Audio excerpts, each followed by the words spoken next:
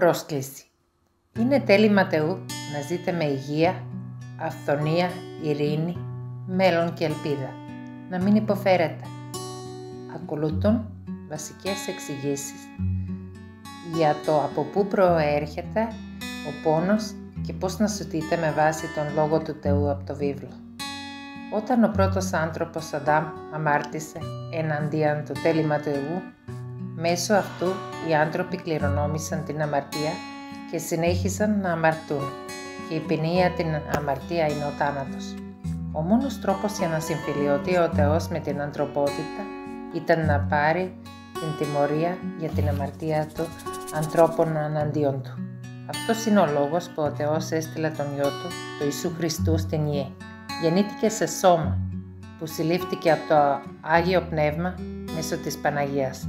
Δεν αμάρτησε, έκανε καλό μεταξύ των ανθρώπων, έδειξε σημάδια και ταύματα θεραπείας, απελευθέρωσης, Ανάστασης, είπε και έδειξε πώς πρέπει να ζούμε.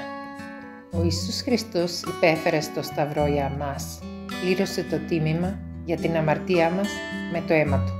Πέθανε, ταύτηκε, αναστήθηκε την τρίτη μέρα, ανέβηκε στον ουρανό και είναι ζωντανός και θα επιστρέψει ξανά.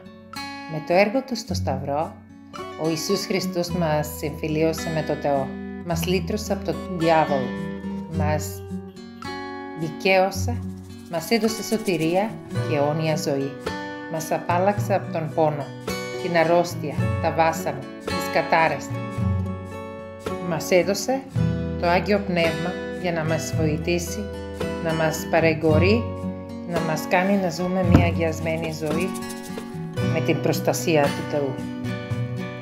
Τα καλά νέα είναι ότι ο Ιησούς Χριστός ήρθε, έκανε το θέλημα του Θεού, έδωσε την ζωή Του για να ζήσετε αληθινά και όταν φύγετε από αυτό το κόσμο, αντί για το αιώνιο θάνατο, να λάβετε αιώνια ζωή σε κοινωνία με το Θεό.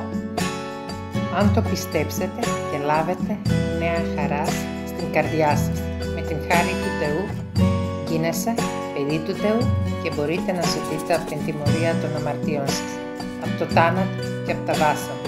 Αν το προσκαλέσετε τον Ιησού Χριστό με ειλικρινή προσευχή, πείτε ειρηνικά με πίστη, από καρδιάς, μιλήστε στον Κύριο. Σας ακούει.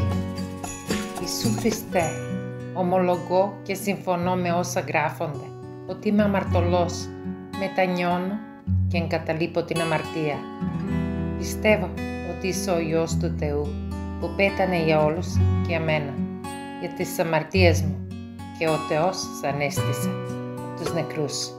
Σε παρακαλώ, είναι ο Κύριος μου, καθοδήγησέ με, διαχειρίσου με, την ζωή μου, την υγεία μου, την οικογένεια, όλα όσο είναι δικά σου. Ευχαριστώ και δόξα σου, Κύριε Ιησού Χριστέ. Εάν το κάνετε αυτό από καρδιάς, ειλικρινά, γίνατε παιδί του Θεού και θα λάβετε το δώρο της σωτηρίας και της αιώνιας ζωής. Το Άγιο Πνεύμα έχει εισέλθει στην καρδιά σας και έχει γεμίσει με αγάπη του Θεού. Σας βοηθάει και σας καταοδηγεί να αφήσετε το παλιό αμαρτωλό δρόμο της ζωής και ξεκινάτε μια νέα ζωή με προσευχή στον Κύριο, με ανάγνωση των Άγιων Γραφών, της Άγιας Γραφής, κοινωνία με άλλους πιστούς, καθοδηγούμενος από το Άγιο Πνεύμα.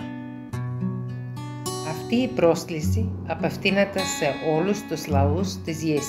Κάθε άνθρωπος πρέπει να την αποδεχτεί το συντομότερο δυνατό, διότι σύμφωνα με τις βιβλικές προβλέψεις, ο Ιησούς Χριστός θα έρθει σύντομα από τον ουρανό για να πάρει τους ανθρώπους τους, νεκρούς και ζωντανούς, με πίστη στην καρδιά τους. Να είστε μαζί στην αιωνότητα με άφθαρτα σώματα και η οργή του Θεού που θα εκφράζεται μέσα από τα διάφορα βάσανα που θα βασιλεύει στην γη. Κάντε λοιπόν αυτή την επιλογή το συντομότερο δυνατόν και ενθαρρύνετε τα αγαπημένα σας πρόσωπα να το κάνουν, έτσι ώστε να είστε μαζί για πάντα και ο θάνατος να μην σας χωρίσει ποτέ.